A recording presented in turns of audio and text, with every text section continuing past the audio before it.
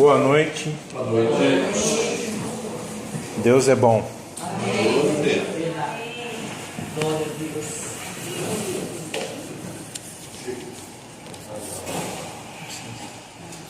Precisam do microfone? Não? Estão me ouvindo bem? Sim. Hoje é dia de festa. Amém. Glória a Deus. Não é por causa do aniversariante. Glória no céu. É festa por causa daquele que nos amou. Amém. E se entregou por nós. Eu estava essa madrugada, pensando em compartilhar algo. Aí o Espírito Santo falou no meu coração assim: nós precisamos discernir a ceia. Precisamos entender a ceia. Amados, a ceia, e principalmente nesses dias, porque o mundo insiste em querer fazer a gente comemorar algo errado. Vocês me entendem ou não? Jesus em nenhum, se você... Eu quero fazer um desafio aqui. Se alguém me mostrar onde está na Bíblia que o Senhor Jesus mandou a gente comemorar o seu nascimento, eu te desafio a me mostrar. Por que a gente insiste em celebrar isso? Mas é sério. Isso é uma coisa comercial. Isso é algo que muitas vezes nos tira do alvo. Ah, Chico, mas é um momento de amor. Mas nós temos 364 dias para viver o amor.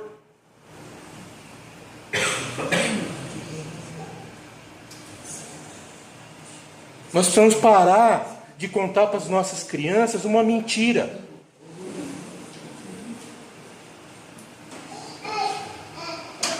Ou até onde nós achamos que nós vamos viver ensinando uma mentira. Porque a mentira vem de quem?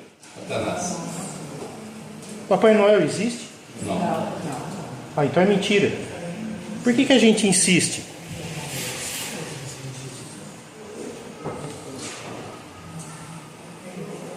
Agora, se vocês me perguntarem o que Jesus mandou a gente celebrar? Ô glória! A gente precisa discernir o corpo. Nós precisamos discernir a ceia. Ah, mas você é bonitinho, aquelas coisas, luzinha piscando, que coisa linda. Mas leva a gente para o inferno. Me perdoe, mas eu não posso deixar de falar isso. É como vai chegar nos dias de festa junina, eu vou falar de festa junina. Vai chegar na Páscoa, eu vou falar da Páscoa.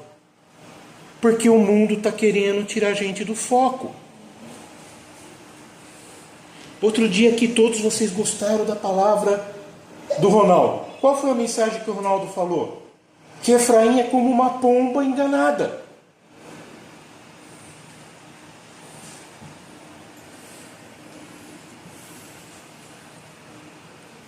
Algo que o Senhor Jesus deixou para nós é para que a gente cresça em comunhão e em unidade. O Senhor nos chamou para sermos uma família de muitos filhos semelhantes a Ele. Amém. Não ao mundo, não aos padrões do mundo. Sabe uma coisa, amados, que me impacta? É Paulo, quando ele pega acerca da ceia, ali em 1 Coríntios, capítulo 11, 12, e ele fala acerca da ceia, mas ele fala ali acerca do corpo. Vocês prestaram atenção nisso? E ele usa a figura do corpo humano para mostrar como eu e você somos na unidade do corpo. Nós precisamos uns dos outros. Amém. Eu estou sempre explicando para vocês, que o Senhor nos capacita com dons, e os dons, eles são presentes que o Senhor nos dá, mas que não nos edifica o irmão, tirando o dom de línguas. Mas a maioria dos dons edifica o meu irmão. Aí eu queria fazer uma pergunta para você essa noite. O quanto você tem edificado a vida do teu irmão com o dom que Deus te deu? Você pode me responder essa pergunta? Ou é difícil?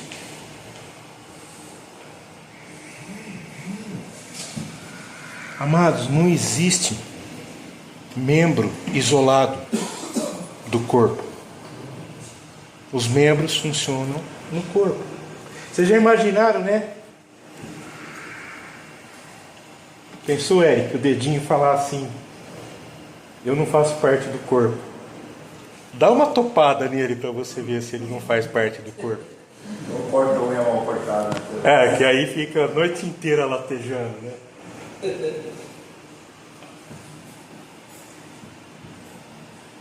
Nós não podemos viver isolados. O Senhor nos chamou para viver em família. Nós somos um exército de soldados de Cristo, focados no alvo, olhando para o autor e o consumador da nossa fé. Nós somos um rebanho de ovelhas, mas não ovelhas desgarradas. São ovelhas que ouvem a voz do sumo pastor, Cristo. E tem um texto que eu queria convidar você a abrir comigo. Está no Evangelho de João, no capítulo 21.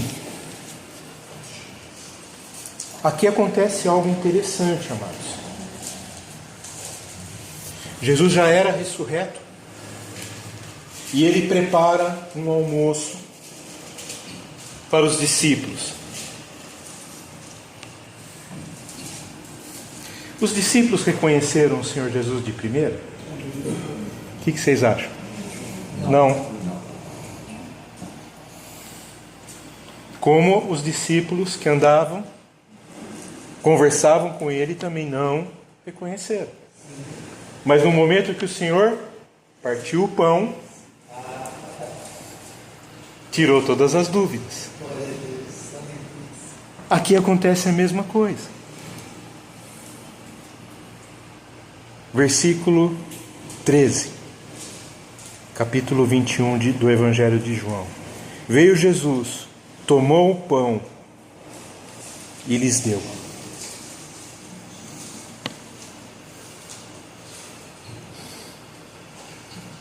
Amados, sabe o que me intriga? É a pergunta que Jesus faz logo em seguida para Pedro.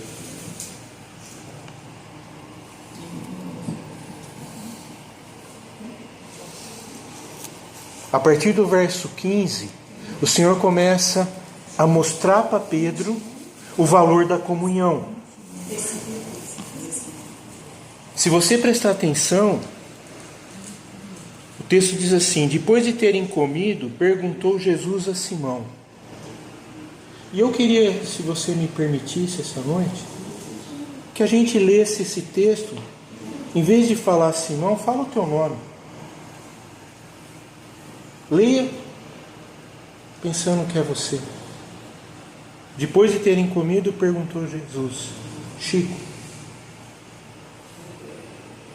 filho de Leonardo, você me ama?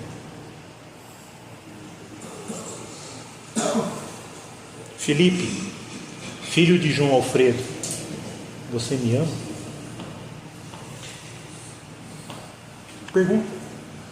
Pergunta para você no teu íntimo. O que ele fala imediatamente após a resposta que Pedro dá a ele?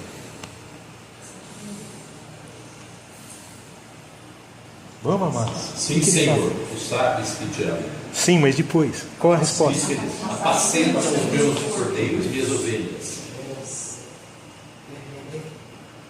Amados, a ceia, ela tem um apontamento para a comunhão. O Senhor tem nos chamado, tem enchido o nosso coração, em primeiro lugar, de amor. E como eu gosto muito do texto de 1 João, quando ele fala, Ele nos amou primeiro. Amém. Por isso nós sabemos o que é o amor. É um amor que não é fingido. É um amor que não arde em ciúmes. É um amor que não tem contenda. É um amor que tudo sofre, tudo espera.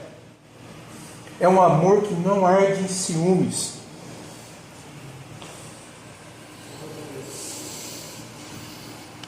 É um amor que se entrega. E algo que me vem à mente, pegando essa pergunta que Jesus faz para mim e para você essa noite, porque os elementos estão aqui, ó. Pode ser, você pode dizer assim, tem um simbolismo, é a última ceia do ano. Mas qual o valor que nós damos para esse momento? O quanto o meu coração está de amor pelas suas ovelhas. Pedro, ele tinha desistido. Porque quando Jesus chama ele ali para vir comer, eles estavam fazendo o quê? Pescando. Voltaram a fazer aquilo que eles sabiam fazer. Aí você pode falar para mim assim, Chico, mas eu preciso trabalhar, eu preciso fazer as coisas. Amados, todos nós precisamos. Mas acima de tudo, o Senhor nos chamou para sermos discípulos. E fazer discípulos. Se a gente não compreender que é por amor, é vão. Porque senão eu vou estar fazendo por obrigação. Eu vou estar fazendo e pesando aquilo que eu estou fazendo. Ai, como é árduo a obra. Mas a obra é dele. Amém. Ele é o maior interessado que a gente seja bem sucedido. Glória a Deus. Por isso que ele repete 3 vezes. Na segunda vez ele muda e fala: pastoreia as minhas ovelhas. E na terceira vez ele volta a falar: apacenta. Eu gosto muito da palavra apacentar, que ela tem um sentido de cuidado extremo. É aquele que pega, traz para perto e cuida. Nós temos feito isso com o nosso irmão? Mas a gente vive numa correria, no dia a dia, aquela coisa. Amados, eu sei. E vai piorar. As coisas vão piorar. Mas isso não quer dizer que os planos do Senhor estão frustrados. Amém. O amor do Senhor cobre multidão de pecados. E se você parar um pouquinho e pensar comigo, Pedro ele tinha abandonado tudo para viver fervorosamente com o Senhor. Vocês concordam? Amém. Só que aconteceu o que? Veio o mundo e tinha um plano de tirar a vida. E ele achou que os planos do Senhor estavam frustrados. Aí a primeira coisa que ele fez foi o quê? Voltar àquilo que ele sabia fazer, pescar. E muitas vezes, talvez eu e você, temos algumas frustrações no dia a dia, nos desafios do discipular, do evangelizar, do demonstrar o amor de Cristo, e a gente também acaba se ocupando com as tarefas do dia a dia. Mas onde fica o Espírito Santo nisso? O quanto a gente crê que o Espírito Santo pode preparar oportunidades, ainda que seja em meio a uma agenda lotada, ainda que seja em meio a muitos afazeres. Pode Deus preparar um momento que você vai ver uma pessoa sedenta para ser apacentada.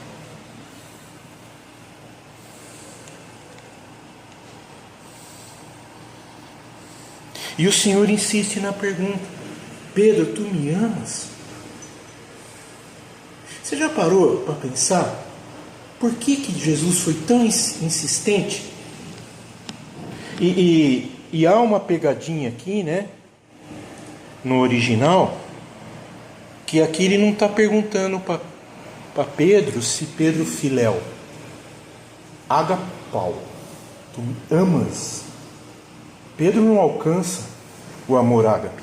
Ele fala: tu sabes que eu te filéu.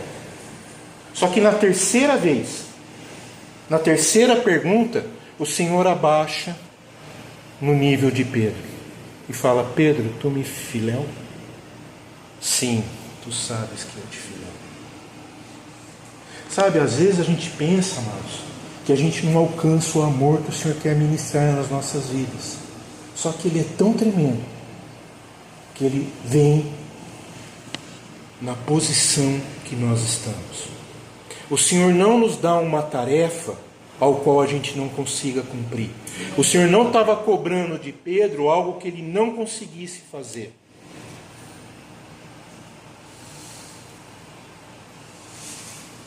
E eu penso que ainda falando sobre 1 Coríntios 13, né, eu acho interessante a forma que às vezes a gente entra em fazer as questões da obra de Deus com voluntarismo, né? O Senhor não quer voluntários, o Senhor quer discípulos. Amém. Porque Ele diz assim, 1 Coríntios 13, Ele diz assim: se eu não tiver amor, serei como o bronze que soa ou como o símbolo que retine, um sino sem badalo. O que significa um sino sem badalo? Sem som. Sem som. Não produz nada. Sabe o que quer dizer isso, amados? Que tudo que eu fizer é inútil. Agora, se for feito com amor, aí as coisas mudam. Mas se ainda eu quiser insistir em fazer as coisas do meu jeito, dando aquele jeitinho, fazendo assim, né? Ele continua dizendo: e ainda que eu distribua todos os meus bens entre os pobres, se eu não tiver amor, isso nada me adiantará. Mas isso é pesado. Eu não sei se você lê isso e fica indiferente. Eu fico: Senhor, misericórdia. Por que é todos os seus bens? Pensa. Tudo que você tem custou algo para a gente, não custou? Custou. E o Senhor está falando que se mesmo que você pegar tudo aquilo que custou para você construir, vender, entregar aos pobres, sem amor, você percebe como a gente tem errado? Como que a gente tem errado? Amado, somente o que é feito por amor é o que perdura. Às vezes a gente está muito ocupado, achando que nós estamos fazendo muitas coisas para o Senhor. E eu penso assim, às vezes o Senhor olha para nós e fala assim: mas eu pedi para você fazer isso? Eu pedi para você apacentar, para você cuidar, para você amar. Eu sei que às vezes é mais fácil fazer do que amar. Mas o Senhor essa noite está dando um puxão de orelha na gente. Está falando assim: você precisa amar.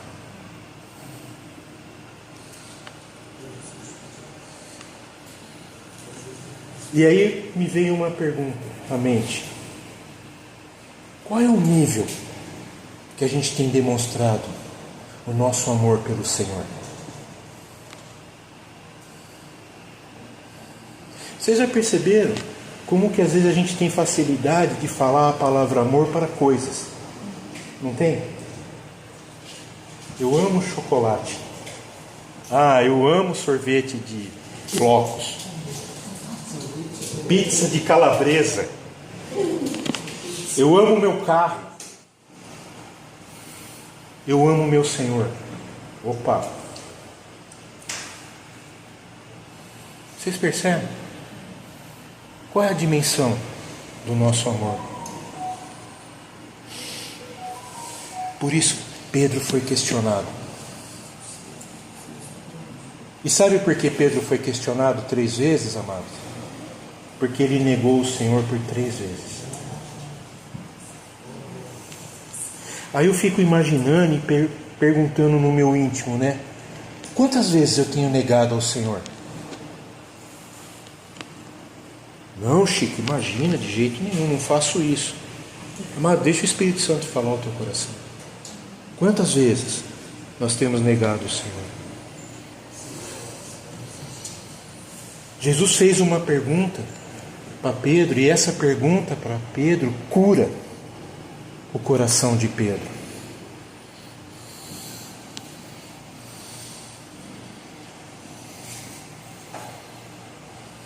Mas Pedro ainda tinha um coração que precisava ser cuidado. E eu me vejo muito aqui, no versículo 20. O Senhor fala para Pedro como vai ser até a forma da morte dele. Vocês percebem ou não? Aí no versículo 20, em vez de Pedro refletir, pensar, puxa vida, mas por que será, Ele diz assim: então Pedro, voltando-se, viu também que ia seguindo o discípulo a quem Jesus amava, o qual na ceia se reclinara sobre o peito de Jesus, e perguntara: Senhor, quem é o traidor? Vendo-o, pois, Pedro perguntou a Jesus: e quanto a esse? Será que a gente é diferente de Pedro? Não. Talvez o Senhor está dando uma palavra para nós, traz uma palavra, e a gente olha para o Senhor e fala assim: mas espera aí, e com a Dilma? O que vai acontecer com a Dilma? Aí eu gosto muito da resposta de Jesus, né Dilma? Jesus responde assim: em verdade... Não, peraí. Respondeu-lhe Jesus: se eu quero que a Dilma permaneça até que eu venha, que te importa?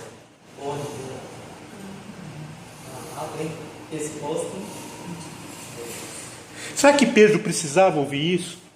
Não. Será que talvez nós também, às vezes, a gente precisa ouvir uma palavra do Senhor que vem assim para nos dar um chacoalhão?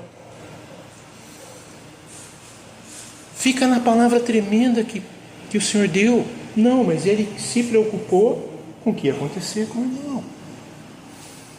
E às vezes nós somos assim também, amados. Por isso que nós temos dificuldade de apacentar o irmão, de cuidar do irmão.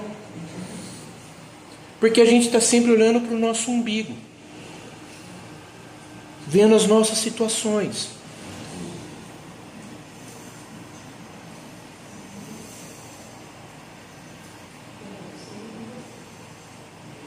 E o Senhor dá uma palavra muito simples para Pedro.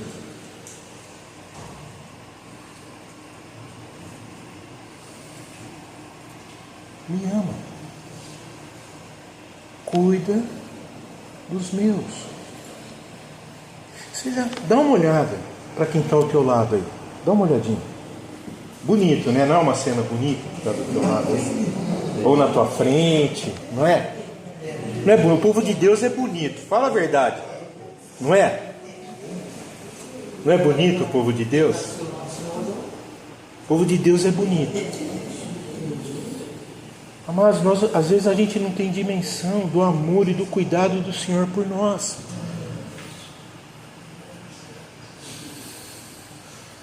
Mas a gente fica preocupado às vezes com o que o Senhor está fazendo na vida do irmão. Não para interceder, mas para ver. Mas Senhor, o Senhor está fazendo para mim a mesma coisa que o Senhor está fazendo para o irmão?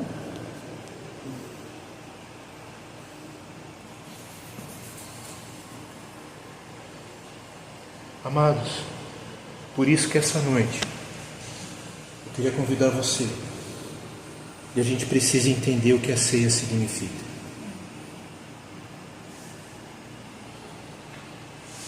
A ceia, ela vai muito além de um rito. Ela vai muito além de simplesmente um pedaço de pão e um copo de suco de uva. Ela vai muito além. Porque nós estamos fazendo algo que é memorial. Fazer isso em memória de mim. Não tem como a gente expressar o nosso amor de forma tão clara como na ceia. A ceia, ela é um momento de gratidão, de alegria. A ceia não é para remissão de pecados. A ceia é para celebrar o ato salvífico, aquilo que Jesus na cruz se deu. O cordeiro foi imaculado.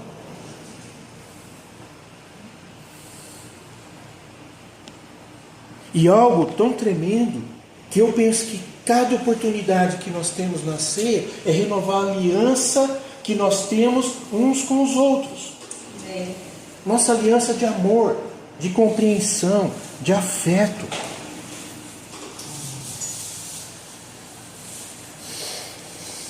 É uma oportunidade da gente demonstrar o amor do Senhor, a gratidão que nós temos pela aliança que foi firmada na cruz. E algo tão tremendo, amados, que a ceia ela tem também um aspecto comunitário. Porque quando a gente participa da ceia, a gente demonstra a nossa união, a nossa unidade no corpo.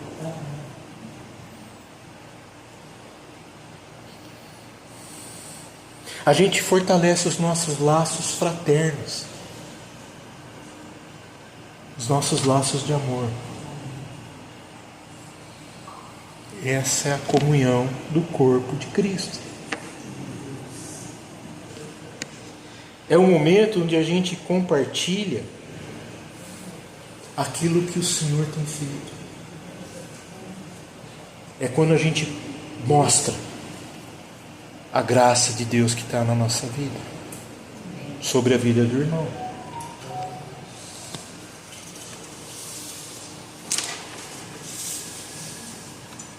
E para a gente entender o significado da ceia, é importante a gente observar como Jesus instituiu a ceia. Então eu queria convidar você a abrir no Evangelho de Lucas,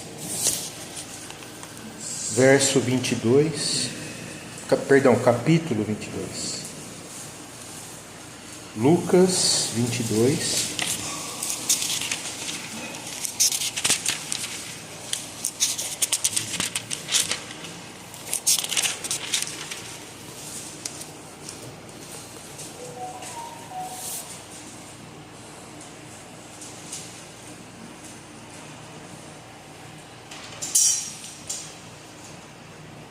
Esse foi o último momento de Jesus com seus discípulos, a última refeição. E a partir do verso 19 ele diz assim: e tomando um pão, tendo dado graças, o partiu e lhes deu, dizendo: isto é meu corpo, oferecido por vós, fazei isso em memória. Como é que nós vamos participar da ceia? Fazendo memória dele. Mas ele parou aí? Não. Semelhantemente, depois de cear, tomou o cálice, dizendo: este é o cálice da nova aliança. Mas nós precisamos renovar a nossa aliança. A aliança que nós temos em Cristo e uns com os outros, no meu sangue, derramado em favor de vós.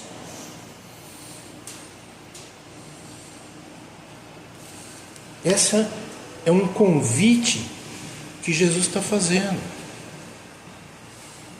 que a gente celebre como um memorial, celebrando o seu nascimento, trocando presente. Não. Acho que eu estou equivocado. Vamos lá, perguntar de novo. Trocando presente? Trocando o quê? A aliança, o amor, compromisso, o cuidado. Mas olha como é tremendo. Aí vem o diabo e quer mudar.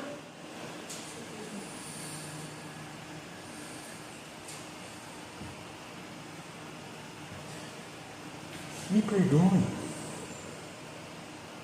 se eu estou sendo incisivo, mas nós precisamos tomar as coisas direito, ser consciente. Você quer trocar para ele? Troque, mas não precisa falar que é em nome de Jesus, porque ele não pediu para fazer isso. Você quer fazer uma ceia? Faça, mas isso não é Natal. Me perdoem. Isso é uma festa comum. É um almoço mais estilizado. Sim, pau no peru, né? Aquela maionese, aquela...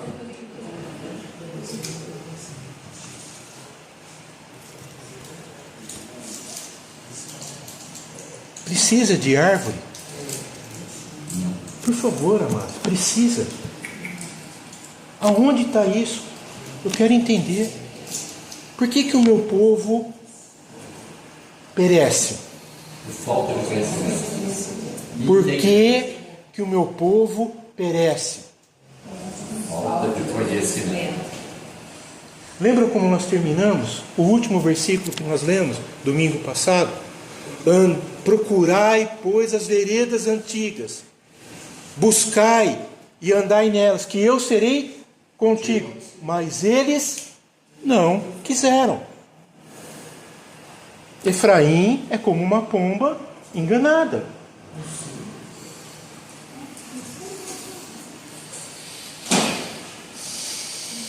Amados, entender a ceia é compreender e discernir o corpo, discernir a comunhão, discernir o amor, o afeto, aquilo que nos liga, que nos une.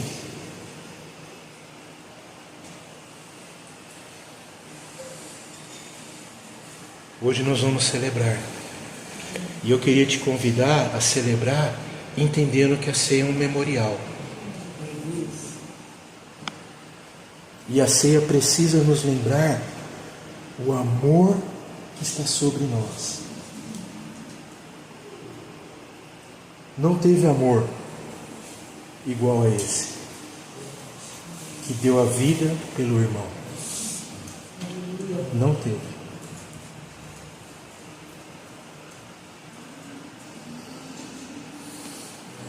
Nós precisamos ser conhecidos,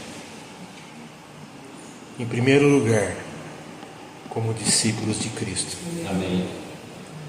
Que propagam o amor e a bondade daquele que nos tirou das trevas e nos trasladou para... Viva na luz, amados. O Senhor nos chamou para ser luz. E onde a luz de Cristo brilha, as trevas são dissipadas. Amém?